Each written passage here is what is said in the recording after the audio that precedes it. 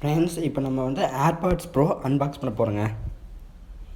இப்போ AirPods bro unbox பண்ண போகிறோம்.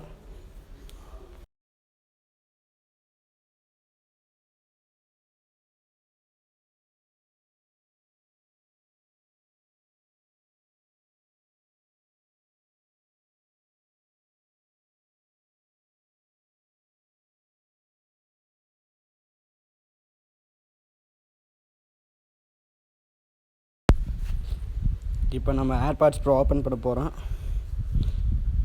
எப்படி இருக்குன்னு பாருங்கள். இப்போ எடுத்தாச்சு.